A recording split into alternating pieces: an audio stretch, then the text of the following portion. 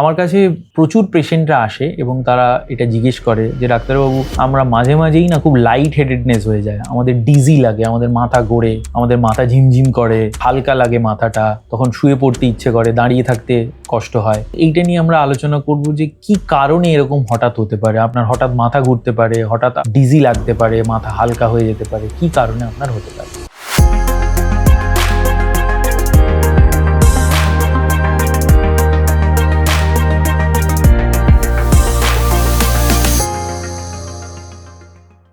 নমস্কার, আমার নাম ডক্টর অভিজ্ঞান মাঝি। আমি consultant physician, critical care and general medicine, Vivacity multi speciality hospital, Madhyamgram.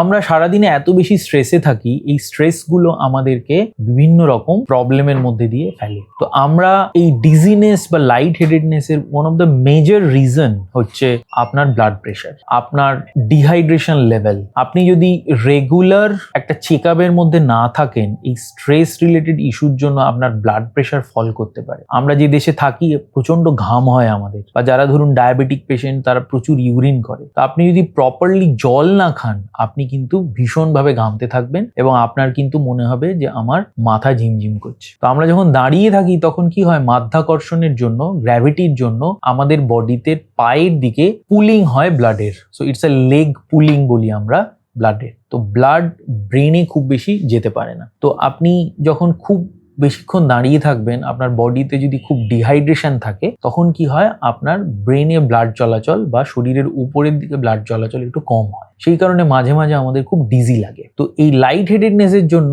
Proper hydration is very very important. আপনি যদি প্রপারলি জল খান বেশি করে, বিশেষ করে আমাদের দেশে 3 লিটার 2.5 লিটার জল পার ডে যদি আপনি খান, অফকোর্স আপনার যদি কিডনি কোনো প্রবলেম না থাকে, আপনার যদি হার্ট ফেলিয়ার না থাকে, আপনি যত বেশি জল খাবেন, যত বেশি হাইড্রেটেড থাকবেন, আপনার কিন্তু blood pressure will be in a very regulated manner. আপনার কিন্তু ব্লাড প্রেশার ফল করা, হঠাৎ করে ডিজি ফিল করা, এগুলো কিন্তু কমে যাবে। সার্ভাইকাল স্পাইন প্রবলেম একটা খুব কমন প্রবলেম, যেটার জন্য অনেক সময় মাথা ঘোরে, কিছু কিছু প্রবলেম হয়। সুতরাং একটু ফ্ল্যাট বেডে শোয়া, একটু কম উঁচু বালিশে শোয়া, একটু প্রপারলি ঘাড়ের এক্সারসাইজ করা, খুব যদি প্রবলেম হয় সফট সার্ভাইকাল কলার ইউজ করা, যেগুলো স্পাইনকে সোজা রাখে, সেই জিনিসগুলো কিন্তু অনেক সময় ডিজিনেসকে কমিয়ে দেয়। অনেক ক্ষেত্রে কানে কিছু কিছু প্রবলেম থাকে, ইনার ইয়ার প্রবলেম থাকে, কারণ যেহেতু কানের ভেতরে আমাদের ব্যালেন্স অর্গান থাকে, সেই ব্যালেন্স অর্গানগুলো কিন্তু আপনার মাথা ঘুরিয়ে দেয়, ব্যালেন্স অর্গানগুলো কিন্তু আপনাকে লাইট হেডেড করে দেয়। সেগুলোর জন্য কিছু কিছু প্রপার এক্সারসাইজ হয়,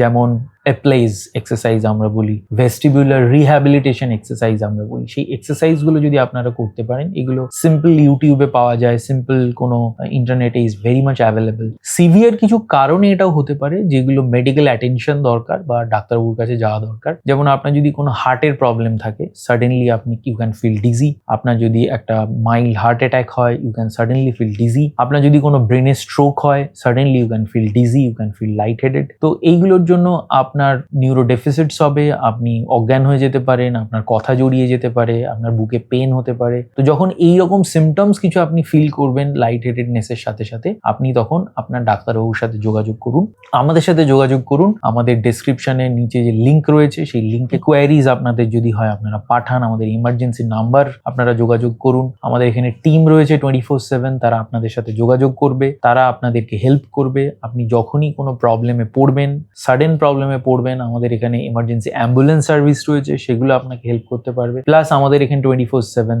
ডায়েট কনসালটেশন, যোগা প্র্যাকটিস, মুক্তি যোগা সেন্টারে এইসব জিনিসগুলো চলতে থাকে। আপনারা আমাদের হসপিটালের সাথে যোগাযোগে থাকুন এবং আপনারা দেখবেন আপনারা যথেষ্ট উপকার পাবেন। নমস্কার।